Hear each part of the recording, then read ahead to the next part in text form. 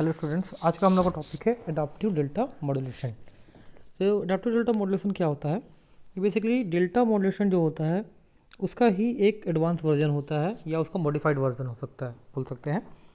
Delta modulation के अंदर क्या होता है, हमारा जो स्टेप साइज रहता है वो फिक्स रहता है। ठीक है, उसके कारण हमको दो प्रॉब्लम आती है। एक तो आती है स्लोप ओवरलोड एरर और एक होता है ग्रेनुलर नॉइस। हमने ये लास्ट क्लास में भी देखा था। डेल्टा मॉड्यूलेटर एक्चुअली क्या करता है, वो हमारा जो इनकमिंग सिग्नल रहता है, मैसेज सिग्नल या इनपुट सिग्नल, उसके करस्पॉन्डिंग एक stair case approximated signal generate करता है। वो जनरेट करता है स्टेप साइज का यूज़ कर करके। ठीक है, मतलब कोई सिग्नल अगर वेरी कर रहा है इस टाइप से, तो उसको वो इस टाइप से फॉलो करता है, एक एक स्टेप साइज बढ़ा बढ़ा के अपना। तो ये स्टेप साइज अगर फिक्स होगा और ये सिग्नल बहुत तेज़ी से वेरी कर रहा होगा, तो इसको काफ़ी टाइम लग जाएगा इस सिग्नल को पकड़ने में, कैच करने में, क्योंकि डेल्टा मॉड्यूलेटर एक एक स्टेप साइज बढ़ाएगा कुछ कुछ सेकंड्स के बाद और वो सिग्नल बहुत तेज़ी से बढ़ रहा होगा। अगर वहीं पे अगर मैं स्टेप साइज बहुत ज़्यादा बढ़ा दूँ इस टाइप से, तो सिग्नल अगर बहुत स्लोली वेरी कर रहा है और स्टेप साइज बहुत ज़्यादा है, तो वो सिग्नल को सही तरीके से ट्रैक नहीं कर पाएगा, मतलब उसका अप्रॉक्सीमेटेड वर्जन जनरेट नहीं कर पाएगा, कुछ अलग टाइप का सिग्नल जनरेट कर देगा। तो ये दो प्रॉब्लम आती है डेल्टा मॉड्यूलेटर में, और ये प्रॉब्लम बेसिकली आती है जो स्टेप साइज के फिक्स होने के कारण।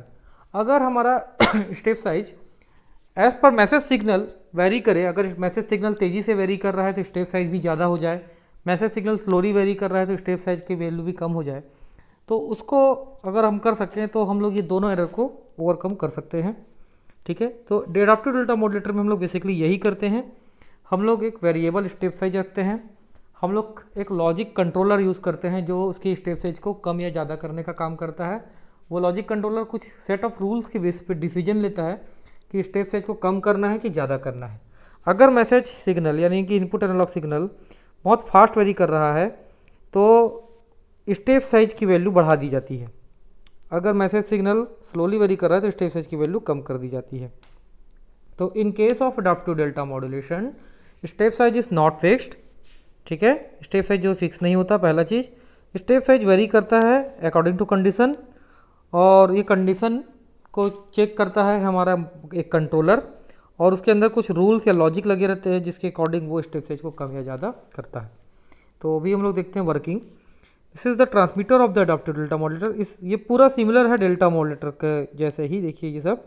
Only difference is this part, यहाँ पे एक एक्स्ट्रा मैंने पार्ट लगाया हुआ है, logic for step size control. ये क्वांटाइजर में मैंने दिया हुआ है, तो क्वांटाइजर की स्टेप साइज को कम या ज़्यादा करता है कुछ फिक्स रूल के अकॉर्डिंग। ठीक है, तो वो क्या रूल होते हैं उसको हम देखेंगे। यहाँ पे MNTS is the message signal, input signal का सैम्पल वर्जन है। This is compared with the it's approximated version. M cap of NTS it's approximated version उसका, जो कि एडाप्टिव डेल्टा मॉड्यूलेटर का या डेल्टा मॉड्यूलेटर का आउटपुट होता है, जो ओरिजिनल सिग्नल के कंपेयर में उसका एक अप्रॉक्सीमेटेड वर्जन जनरेट करता है, वो सिग्नल ये होता है। ठीक है, ये दोनों सिग्नल आपस में कंपेयर होते हैं। अगर इसकी वैल्यू ज़्यादा है, इनपुट सिग्नल की वैल्यू ज़्यादा है, तो यहाँ पे एक एरर प्रोड्यूस होता है, देखिए E of NTS। If M of NTS is higher than M cap of NTS then this will be positive and binary one signal will be sent. If this is negative then binary zero signal will be sent. ठीक है, तो ये हम लोग delta modulator में इसकी working अच्छे से पूरी देख चुके हैं। अब हम इसके ब्लॉक डायग्राम में नहीं जाएंगे, हम लोग सीधा वेवफॉर्म के थ्रू इसको समझते हैं कि कैसे काम करता है, ये लॉजिक कैसे काम करता है। तो इसके लिए मैं काम करता हूँ, सबसे पहले डेल्टा मॉड्यूलेटर को समझते हैं कि डेल्टा मॉड्यूलेटर बेसिकली वो कैसे वेवफॉर्म जनरेट करेगा। मान लीजिए ये मेरा कोई इनपुट सिग्नल है,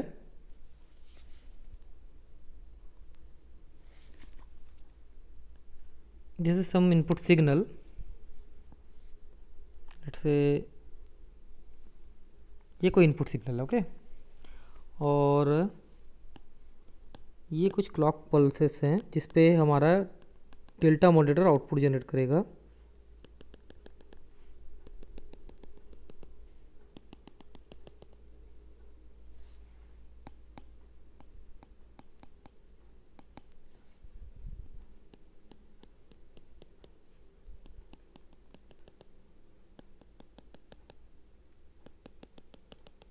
ठीक है, सो this is input signal and यहाँ पे थोड़ा ठीक से बना लेता हूँ मैं।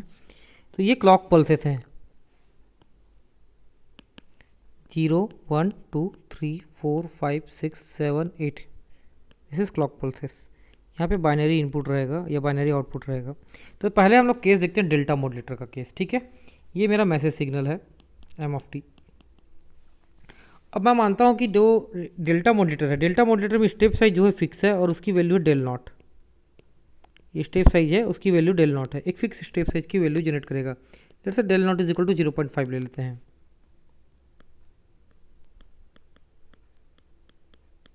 सो दिस इज 0.5, ये डेल नॉट है। तो डेल्टा साइज यानी कि स्टेप साइज की वैल्यू जो है वो है del naught, it is 0.5। Starting में जब हम लोग डेल्टा मॉड्यूलेटर को ऑन करेंगे तो स्टार्टिंग में डेल्टा मॉड्यूलेटर का आउटपुट क्या रहेगा, जीरो रहेगा, ठीक है। स्टार्टिंग में डेल्टा मॉड्यूलेटर का output zero. Let's say delta modulator का आउटपुट को मैं डिनोट कर रहा हूँ एम कैप ऑफ टी से। मैं भी डेल्टा मॉड्यूलेटर का आउटपुट बना रहा हूँ, okay. So M cap of T is the output of delta modulator, that is approximated version of M of T. इस पर्टिकुलर क्लॉक पल्स पे जहाँ जहाँ 0 1 2 3 लिखा हुआ है ना, वहाँ पे डेल्टा मॉड्यूलेटर जो है वो मैसेज सिग्नल को इसके सिग्नल के साथ कंपेयर करेगा। अगर एम टी की वैल्यू ज़्यादा है, if M T is higher than M cap T, then binary one signal send किया जाएगा, ओके। एंड स्टेप साइज को या एम कैप ऑफ टी को एक स्टेप साइज से बढ़ा दिया जाएगा। Then M cap of T will be increase by one step size, one step, एक स्टेप से बढ़ा देंगे, ठीक है। चलो देखते हैं डेल्टा मॉड्यूलेटर कैसे काम करता है। तो सबसे पहले देखिए इस पार्ट पे स्टार्टिंग में डेल्टा मॉड्यूलेटर का आउटपुट रहेगा zero. N is equal to zero पे मेरा मैसेज सिग्नल की वैल्यू ये है और मेरा डेल्टा मॉड्यूलेटर की वैल्यू ये है। तो यहाँ पे देख सकते हैं क्लियरली दिख रहा है कि एम ऑफ टी की वैल्यू ज़्यादा है एम कैप ऑफ टी से। तो यहाँ पे बाइनरी वन सेंट होगा, पहले तो बाइनरी इनपुट जो होगा यहाँ पे बाइनरी वन सेंट होगा, and this will increase one step size. जो ये एम कैप ऑफ टी है ये वन स्टेप साइज से इंक्रीज हो जाएगा, that is del naught, okay. Now next clock pulse में यहाँ पे देखो, यहाँ पे इनपुट सिग्नल जो ब्लू वाला सिग्नल है वो इनपुट सिग्नल है, जो ग्रीन सिग्नल है वो मेरा डेल्टा मॉड्यूलेटर का आउटपुट है, यानी कि इसका अप्रॉक्सीमेटेड वर्जन है एम टी का। यहाँ पे देखो इस पार्ट पे यहाँ पे इनपुट सिग्नल ये है और डेल्टा मॉड्यूलेटर का आउटपुट ये है, मतलब यहाँ पे एम टी की वैल्यू कम है, एम कैप ऑफ टी की वैल्यू ज़्यादा है। तो उस केस में क्या होगा, जब एम टी की वैल्यू रहेगी कम, एम कैप टी ज़्यादा रहेगा, उस पर्टिकुलर पॉइंट पे एम कैप टी रिड्यूस होगा एक स्टेप साइज से और बाइनरी जीरो हम लोग सेंड करेंगे, ओके। तो यहाँ पे बाइनरी जीरो सेंड होगा और यहाँ पे एक स्टेप साइज कम हो जाएगा। ये इस particular N is equal to 2 पे देखो इनपुट सिग्नल मेरा ज़्यादा है, ब्लू वाला सिग्नल ज़्यादा है, ग्रीन सिग्नल जो है कम है, मतलब डेल्टा मॉड्यूलेटर का आउटपुट कम है, एम कैप टी की वैल्यू कम है, एम टी की वैल्यू ज़्यादा है। तो उस कंडीशन में ये वाला कंडीशन फॉलो होगा और बाइनरी वन सेंड करेंगे हम। देन थर्ड नंबर पे देखो इनपुट सिग्नल की वैल्यू ज़्यादा है, स्टेप साइज की वैल्यू कम है, तो this will B produce like this. Fourth में देखो अगेन इनपुट सिग्नल बहुत ज़्यादा है और ये डेल्टा मॉड्यूलेटर का आउटपुट है, सो दिस एक स्टेप साइज इंक्रीज होगा। फिफ्थ नंबर पे देखो ये इनपुट सिग्नल है, ये मेरा एम कैप ऑफ टी है, तो ये फिर से बढ़ेगा एक स्टेप साइज। इसी टाइप से देखो यहाँ पर भी ये एक स्टेप साइज बढ़ते जाएगा।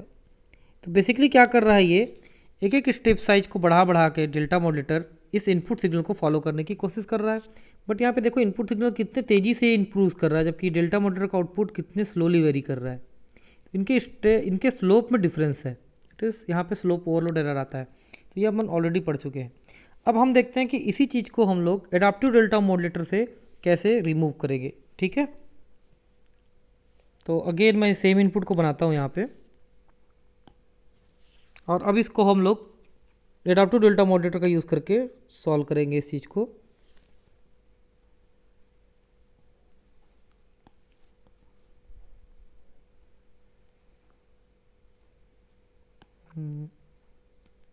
अप्रॉक्सीमेटली हर बार सेम बनता नहीं है इनपुट, तो let's say this is input, ठीक है। मान लेते हैं कुछ मिलता जुलता है थोड़ा बहुत। तो यहाँ से देखते हैं,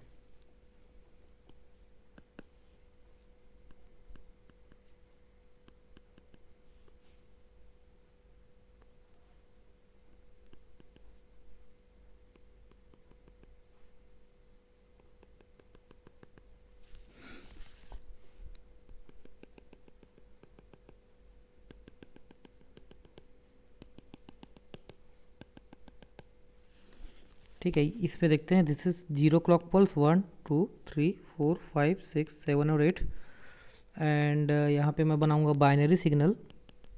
यहाँ पे मैं अडाप्टिव डेल्टा मॉड्यूलेशन को सॉल्व कर रहा हूँ। ये मेरा क्लॉक पल्स है, n की वैल्यू है and this is my binary output B N. और ग्रीन कलर से मैं बनाऊंगा डेल्टा अडाप्टिव डेल्टा मॉड्यूलेटर का आउटपुट। लेट स्टार्टिंग में अडाप्टिव डेल्टा मॉड्यूलेटर का आउटपुट है 0, दिस इज 0, दिस इज 0.5। तो अब देखिए अडाप्टिव डेल्टा मॉड्यूलेटर कैसे काम करता है। अडाप्टिव डेल्टा मॉड्यूलेटर जो भी इनकमिंग सिग्नल आता है, मैसेज सिग्नल, इस ब्लू वाले सिग्नल को बोल रहा हूँ message signal, that is my M of T. और ये जो ग्रीन वाला सिग्नल है वो अडाप्टिव डेल्टा मॉड्यूलेटर का आउटपुट है, इसको मैं बोल रहा हूँ एम कैप ऑफ टी। ठीक है, तो किसी भी टाइम अडाप्टिव डेल्टा मॉड्यूलेटर क्या करेगा, इस एम टी को इस एम कैप टी से चेक करेगा। तो this M T will be compared with इस एम कैप टी। तो ये एम टी आई तो ज़्यादा हो सकता है या तो कम हो सकता है ना। तो एम टी को कंपेयर करेगा एम कैप ऑफ टी से। यहाँ पे देखते हैं लॉजिक को, M T will be compared with M cap of T. तो if M T is greater than M cap of T, मतलब मैसेज सिग्नल जो मेरा अप्रॉक्सीमेटेड सिग्नल से ज़्यादा है, उस केस में जो अडाप्टिव डेल्टा मॉड्यूलेटर है वो एक एरर सिग्नल जनरेट करेगा E of N. Okay, and this E of N error signal will be positive. जब एम टी की वैल्यू एम कैप टी से ज़्यादा होगी तो एरर सिग्नल पॉजिटिव होगा। क्या है एरर सिग्नल यहाँ पे, देखो ये इसका ट्रांसमीटर देखते हैं हम लोग। ये ट्रांसमीटर में आप देखिए यहाँ पे एम टी है और एम कैप टी है, इन दोनों को कंपेयर कर रहे हैं। अगर इसकी वैल्यू ज़्यादा है इस वैल्यू से तो एरर सिग्नल जनरेट होता है यहाँ पे पॉजिटिव। अगर एम कैप टी इसकी वैल्यू एम ऑफ टी की value M cap of T से कम है तो नेगेटिव एरर सिग्नल प्रोड्यूस होता है। ठीक है, जब एरर सिग्नल पॉजिटिव होता है तो हम लोग सेंड करते हैं बाइनरी 1, जब एरर सिग्नल नेगेटिव होता है तो हम लोग सेंड करते हैं बाइनरी 0। तो ये चीज़ थोड़ा क्लियर रखना, इसको ध्यान रखते हैं। So when mt is greater than m cap t, error signal will be produced positive, en will be positive, और इसको हम लोग देंगे +1। जब एरर सिग्नल पॉजिटिव होगा इसको बोलेंगे +1। इस केस में हम लोग बाइनरी सिग्नल सेंड करेंगे बाइनरी 1 जब एरर सिग्नल पॉजिटिव होगा तब। when mt is less than m cap t, तो जो एरर सिग्नल प्रोड्यूस होगा वो होगा नेगेटिव। ठीक है, इसको इसमें हम लोग वैल्यू देंगे -1 एरर सिग्नल को, और जो बाइनरी सिग्नल सेंड होगा वो होगा बाइनरी 0। तो transmitter binary signal binary 0 send करेगा इस पर्टिकुलर कंडीशन में। तो ये कंडीशन 1, ये कंडीशन नंबर 2। ठीक है, तो जो लॉजिक कंट्रोलर है, ये लॉजिक कंट्रोलर इस एरर सिग्नल को बार बार चेक करते रहेगा, मतलब इस आउटपुट को चेक करेगा वो। अगर बाइनरी 1 आया मतलब वो समझेगा एरर सिग्नल पॉजिटिव आया है, अगर बाइनरी 0 आया है मतलब वो समझेगा एरर सिग्नल नेगेटिव आया है। तो हम लोग ये आउटपुट को देखिए इस लॉजिक कंट्रोलर में दिए हुए हैं। तो ये लॉजिक कंट्रोलर में इधर बाइनरी 1 या बाइनरी 0 इनपुट जाएगा, जो क्वांटाइजर का आउटपुट है वो इसका इनपुट बनेगा। उसके हिसाब से तय करेगा कि नेक्स्ट सैंपल का स्टेप साइज को बढ़ाना है या कम करना है। ठीक है, तो ये लॉजिक क्या करेगा, इनपुट लेगा किसको, जो आउटपुट सिग्नल जनरेट हो रहा है क्वांटाइजर को, उसको इनपुट लेगा। तो क्या क्वांटाइजर क्या आउटपुट जनरेट करेगा, आइदर बाइनरी 1 जनरेट करेगा या तो बाइनरी 0। उसको ये कंसीडर करेगा एज ए इनपुट और उसके हिसाब से तय करेगा कि इस क्वांटाइजर के स्टेप साइज को इंक्रीज करना है कि डिक्रीज करना है। बाइनरी 1 कब प्रोड्यूस करेगा क्वांटाइजर, जब मेरा एरर सिग्नल पॉजिटिव होगा। बाइनरी 0 कब प्रोड्यूस करेगा, जब एरर सिग्नल नेगेटिव होगा। ठीक है, तो ये लॉजिकल कंट्रोलर क्या एक रूल बनाता है जिसके थ्रू हम लोग एरर सिग्नल को या जिसके थ्रू हम लोग स्टेप साइज को कंट्रोल करते हैं। तो वो रूल होता है ये del of n, where del of n is the step size, del of n is equal to mod del n minus 1 e of n plus del naught e of n minus 1, where del of n is the current step size, ये previous step size,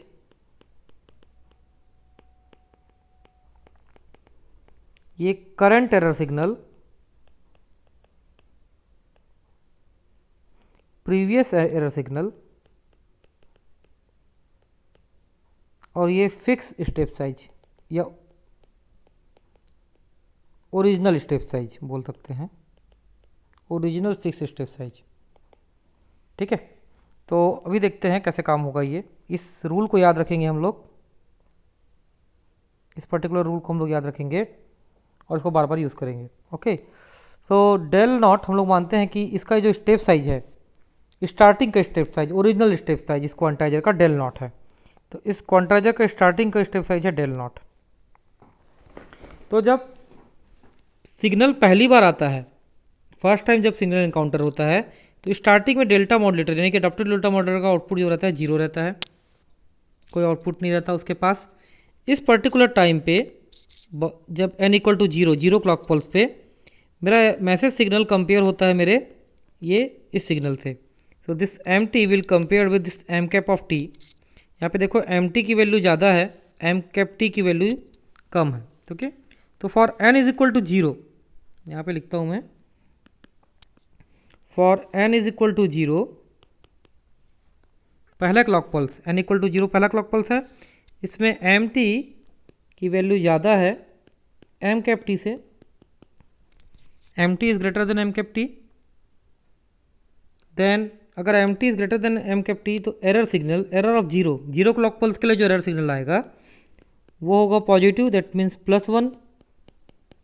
और जो binary signal हमको produce करेंगे वो होगा binary 1। तो यहाँ पे हम लोग बाइनरी सिग्नल बाइनरी 1 सेंड करेंगे। ठीक है, अब स्टेप साइज क्या प्रोड्यूस करेगा, del of zero is equal to del of n-1, मतलब del of -1 E of zero plus del naught E of -1। तो देखिए डेल ऑफ -1 तो कुछ नहीं है ना, वो हमारा कुछ नहीं है स्टार्टिंग में, क्योंकि ये जस्ट स्टार्ट हुआ है सिग्नल, इससे पहले कुछ भी नहीं था आउटपुट में। तो हम लोग डेल नॉट को ओरिजिनल स्टेप साइज ही लेके चलते हैं। ओरिजिनल स्टेप साइज कितना है हमारा, डेल नॉट। तो ओरिजिनल स्टेप साइज हो जाएगा हमारा डेल नॉट। तो जो एडाप्टिव डेल्टा मॉड्यूलेटर है वो अपने आउटपुट को एक स्टेप साइज इंक्रीज करेगा, यहाँ पे जैसा डेल्टा मॉड्यूलेटर में करते हैं वैसे ही, by amount del naught. Okay, तो क्या हुआ, स्टार्टिंग में मैसेज सिग्नल आया, ब्लू कलर वाला जो मैसेज सिग्नल है, ग्रीन वाला मेरा अप्रॉक्सीमेटेड एडाप्टिव डेल्टा मॉड्यूलेटर का आउटपुट है।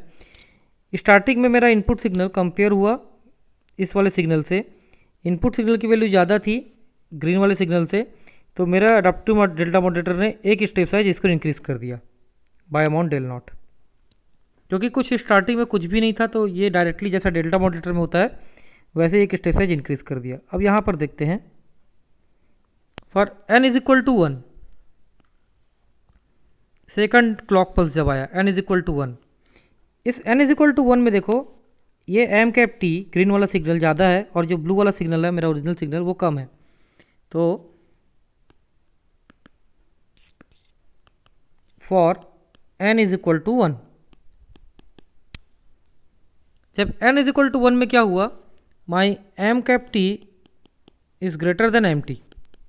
Okay, so this signal is greater than this signal, तो error signal with respect to first clock pulse will be negative and this will produce -1, और जो binary pulse भेजेंगे हम लोग वो होगा बाइनरी 0। तो जब फर्स्ट क्लॉक पल्स आएगा तो adaptive delta modulator binary 0 signal send करेगा। Okay, n is equal to 1 के लिए। देन जो ये बाइनरी 0 हमारे एडाप्टिव डेल्टा मॉड्यूलेटर का जो लॉजिक कंट्रोलर है उसके इनपुट में जाएगा। ठीक है, ये बाइनरी 0 इस लॉजिक कंट्रोलर के इनपुट में जाएगा।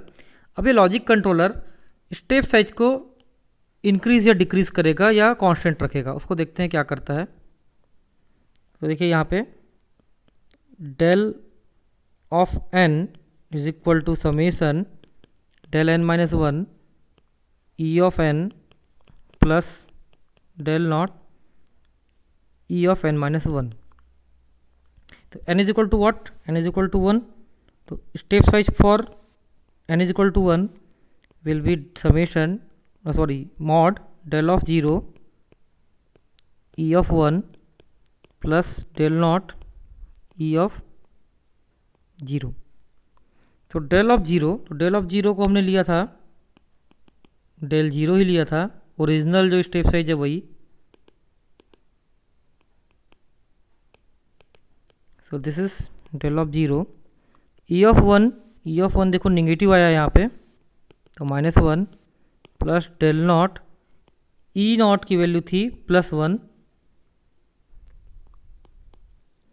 सो step size for del one will be, this will be minus del naught, this will be plus del naught, तो ये हो जाएगा 0।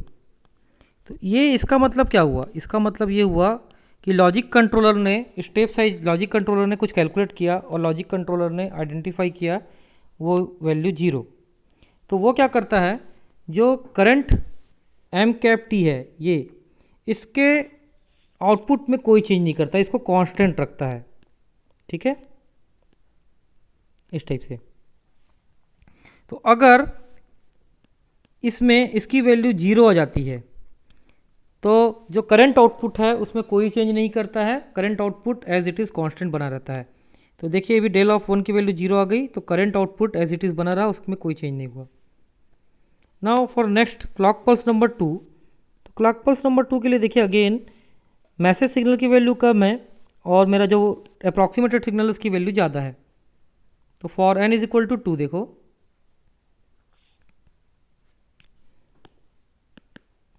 For n is equal to 2 M T is less than M cap T. ठीक है, for n is equal to 2 M T this signal is less than this signal. So E of 2 error signal क्या होगा इस case में, negative, negative यानी कि -1, और binary signal जो हम लोग सेंड करेंगे वो क्या होगा, बाइनरी 0। इस केस में हम लोग बाइनरी 0 सेंड करेंगे। ठीक है, एंड नाउ ये बाइनरी 0 जाएगा, हमारे जो क्वांटाइजर रहेगा बाइनरी 0 प्रोड्यूस करेगा, और ये बाइनरी 0 इसमें जाएगा लॉजिक कंट्रोलर में, और लॉजिक कंट्रोलर फिर स्टेप साइज को जनरेट करेगा, नया स्टेप साइज जनरेट करेगा एज पर दिस इनपुट।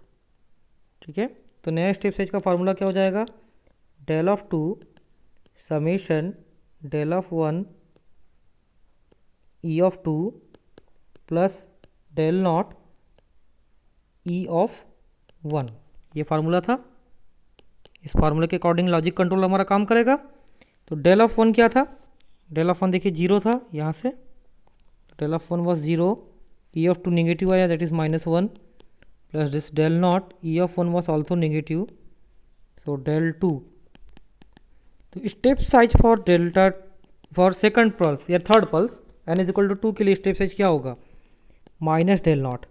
इसका क्या मतलब हुआ, इसकी वैल्यू माइनस डेल नॉट आ रही है, मतलब क्या हुआ कि जो मेरा एडाप्टिव डेल्टा मॉड्यूलेटर है यानी कि लॉजिक कंट्रोलर है, वो current output, current M cap of T में एम कैप ऑफ टी को रिड्यूस करेगा बाय अमाउंट डेल नॉट, एक स्टेप साइज कम करेगा एम कैप ऑफ टी को। तो देखते हैं इसमें एक step size by amount del naught इसको कम किया जाएगा ऐसा। ठीक है, तो ये देखो एक डेल नॉट से कम हुआ, ये जो डिक्रीमेंट हुआ एक स्टेप साइज का हुआ। नाउ थर्ड नंबर का pulse n is equal to 3 जब होता है, n इज इक्वल टू 3 के केस में देखो एम टी की वैल्यू ज़्यादा है और इसकी वैल्यू कम है। तो for n is equal to 3, for n is equal to 3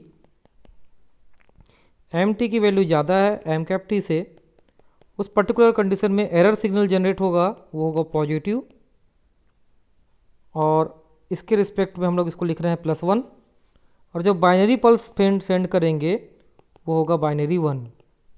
तो इस केस में हम लोग सेंड करेंगे सिग्नल बाइनरी 1।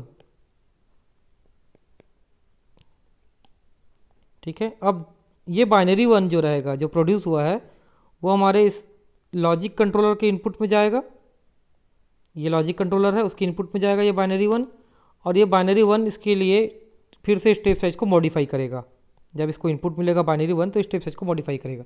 तो कैसे मॉडिफाई करेगा, तो डेल 3 जो लॉजिक कंट्रोलर का आउटपुट होगा वो क्या होगा, del 3 is equal to del 2 E3 plus del naught E2।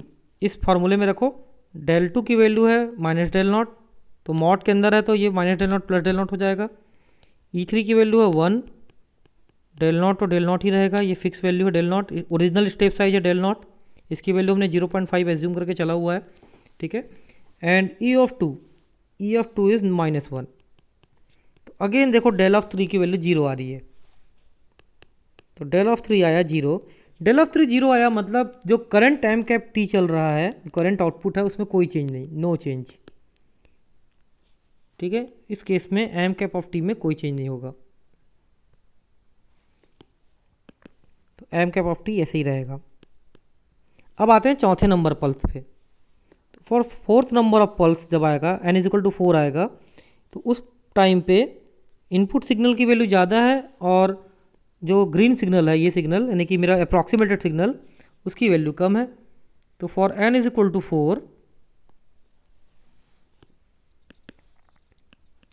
For n is equal to 4 my M T is very high as compare to M cap of T, ठीक है। और इस condition में क्या होगा, जो एरर सिग्नल होगा वो होगा positive, that means +1। Binary signal हम सेंड करेंगे बाइनरी 1 और ये बाइनरी 1 फिर से जाएगा हमारे उस लॉजिक कंट्रोलर में एज अ इनपुट, ये बाइनरी 1 इस लॉजिक कंट्रोलर में जाएगा, और लॉजिक कंट्रोलर जो उसके पास प्रोग्रामिंग है उसके हिसाब से सिग्नल जनरेट करेगा। तो क्या सिग्नल जनरेट करेगा, स्टेप साइज जनरेट करेगा, delta 4 is equal to delta 3 error of 4 plus delta naught error of 3। तो डेल्टा 3 की वैल्यू डेल्टा 3 की वैल्यू कितनी है, 0, E of 4 plus delta naught, E of 3 की वैल्यू थी 1, ठीक है, ई ऑफ 3 वॉज 1, तो इट विल बी 1। तो delta 4 will be delta naught. तो लॉजिक कंट्रोलर को मिला delta 4 is equal to delta naught, तो वो क्या करेगा, जो करंट आउटपुट है क्वांटाइजर का एम कैप ऑफ टी, उसको इंक्रीज करेगा by del not,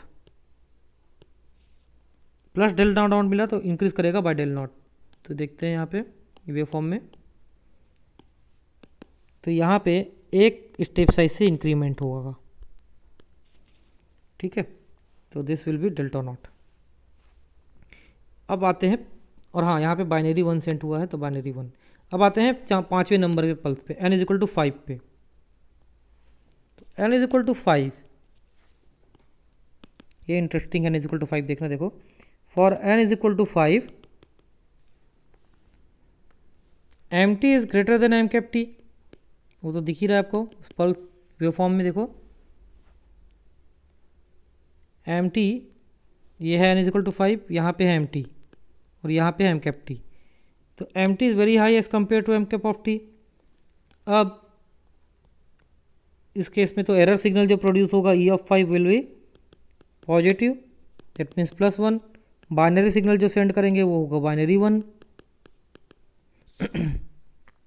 logic controller जो स्टेप साइज जनरेट करेगा वो होगा delta 5 is equal to delta 4 e of 5 plus delta naught E of 4।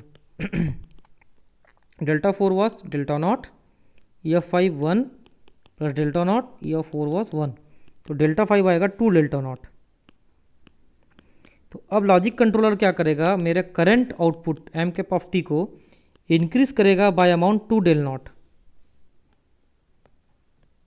ठीक है। तो देखो यहाँ पे by amount 2 del naught increase होगा, ये एक डेल नॉट और ये दूसरा डेल नॉट, तो 2 डेल नॉट्स इंक्रीज हुआ